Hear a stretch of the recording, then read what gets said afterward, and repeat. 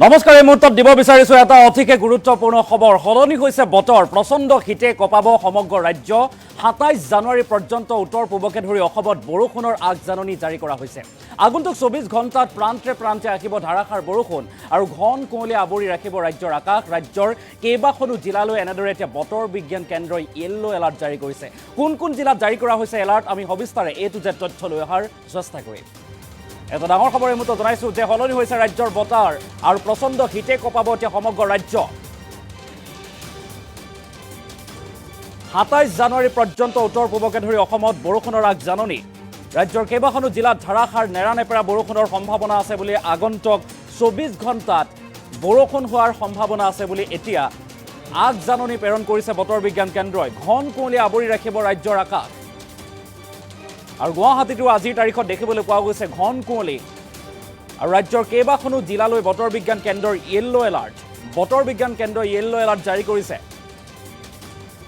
বিজুলী ঢেৰেকনিৰ লগতে মজলীয়া বৰষুণৰ প্ৰবল সম্ভাৱনা আছে বুলি উল্লেখ কৰিছে। বিজুলী ঢেৰেকনি আহিব পাৰে আৰু তাৰ পাছত মজলীয়া বৰষুণৰ সম্ভাৱনা আছে। বৰঝাৰস্থিত আঞ্চলিক বতৰ বিজ্ঞান কেন্দ্ৰৰ সতৰ্কবাণী আৰু ৰাজ্যবাসীক আগজাননী প্ৰেৰণ কৰিছে বতৰ বিজ্ঞান কেন্দ্ৰই। সাগৰ পৃষ্ঠত উৎপত্তি হোৱা ধুমুহাৰ প্ৰভাৱ পৰিব ৰাজ্যত ধুমুহাৰো প্ৰভাৱ পৰিব পাৰে বুলি উল্লেখ কৰিছে। ২৭ জানুৱাৰীলৈকে বৰষুণৰ আগজাননী প্ৰেৰণ কৰিছে এতিয়া বতৰ বিজ্ঞান কেন্দ্ৰই। আঞ্চলিক বতৰ বিজ্ঞান কেন্দ্ৰৰ তৰফৰ পৰা এই সতৰ্কবাণী। আগন্তুক ৫টাকৈ দিনলৈ ফৰকাল দেখা নাযাব উত্তৰ পূৰ্বাঞ্চলৰ বতৰ আৰু ঘন কুঁৱলীয়ে আৱৰি ধৰিব। সলনি হৈছে বতৰ।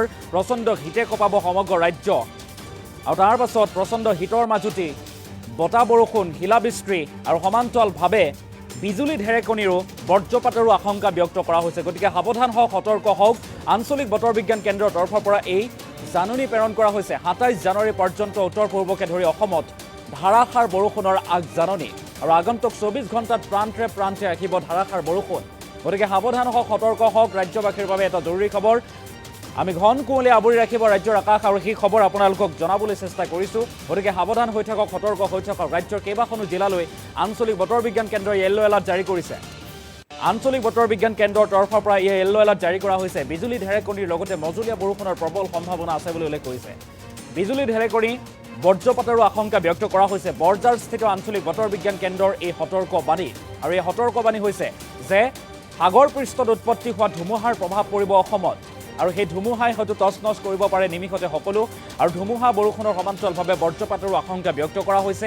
কেইবাটাও দিনলৈ আগন্তুক ২৭ জানুৱাৰীলৈকে বৰষুণৰ সম্ভাৱনা আছে বুলি উল্লেখ কৰা হৈছে।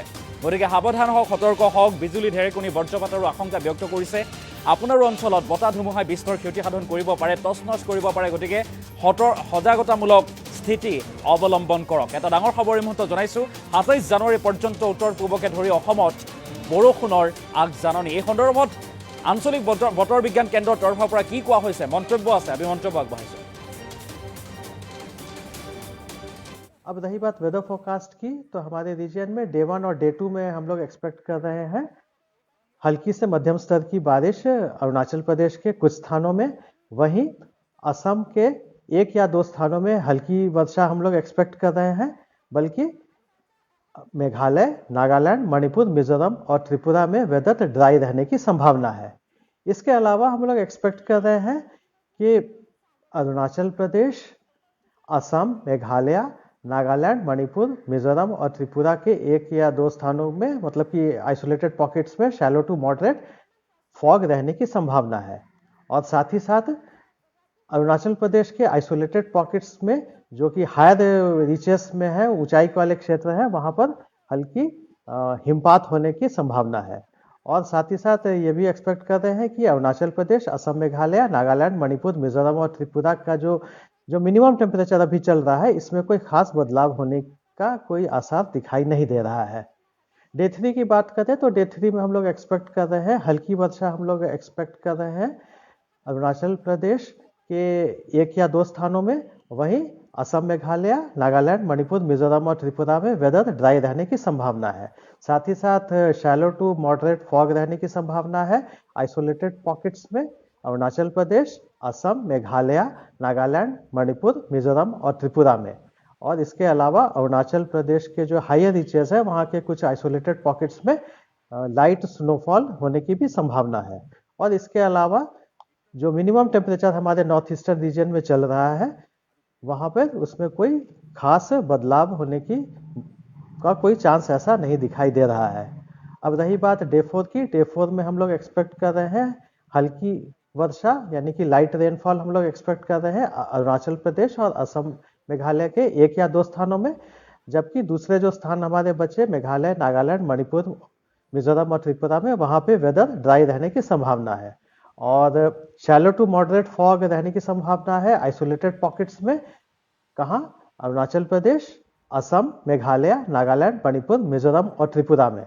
साथ ही साथ अरुणाचल प्रदेश के जो हायर रीचेस है वहाँ के आइसोलेटेड पॉकेट्स में लाइट स्नोफॉल की भी उम्मीद रखी जा रही है, शायद वहाँ पर लाइट स्नोफॉल हो।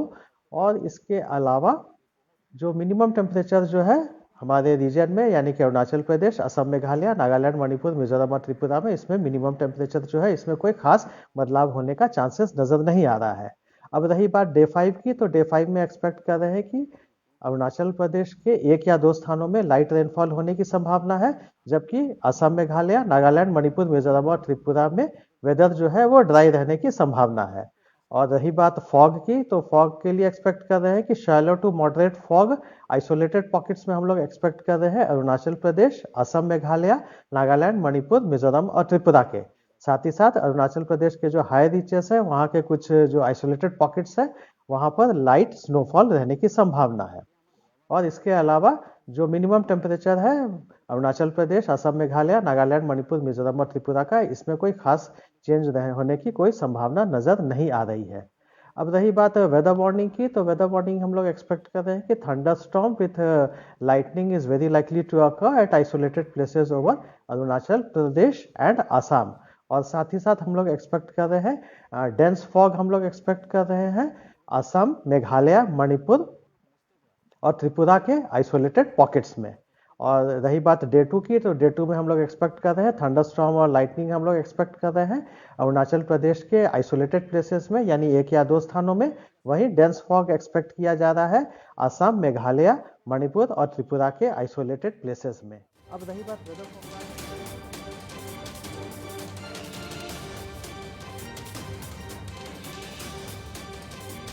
আৰু এয়া আছিল বতৰ বিজ্ঞান কেন্দ্ৰৰ আঞ্চলিক বতৰ বিজ্ঞান কেন্দ্ৰৰ সতৰ্কবাণী কোন কোন ৰাজ্যত প্ৰভাৱ পৰিব অৰ্থাৎ বতৰে কালৰূপ ধাৰণ কৰিব পাৰে তাৰ প্ৰতি আগজাননী প্ৰেৰণ কৰা দেখিবলৈ পোৱা গৈছে। আজিৰ তাৰিখত 23 জানুৱাৰী, আজিৰ তাৰিখত গুৱাহাটী মহানগৰীত ঘন কুঁৱলীয়ে আৱৰি ধৰিছে আৰু ঘন কুঁৱলীয়ে আৱৰি ধৰাৰ পিছতেই এতিয়া এই আঞ্চলিক বতৰ বিজ্ঞান কেন্দ্ৰৰ তৰফৰ পৰা কোৱা হৈছে যে ৰাজ্যৰ ভিন্ন প্ৰান্তত বতাহ বৰষুণৰ সম্ভাৱনা আছে। আপোনাৰো অঞ্চলত ঘন কুঁৱলীয়ে আৱৰি ধৰিছে নেকি, প্ৰচণ্ড শীত নামিছে নেকি, তেনেহ'লে আপুনি কমেণ্ট বক্সত জনাব পাৰে। ৰাজ্যৰ কেইবাখনো জিলালৈ বতৰ বিজ্ঞান কেন্দ্ৰৰ য়েল্লো এলাৰ্ট। আগন্তুক 4 পৰা 5 দিনলৈ বতৰে হয়তো ৰাজ্যত ভয়াৱহ ৰূপ ধাৰণ কৰিব পাৰে।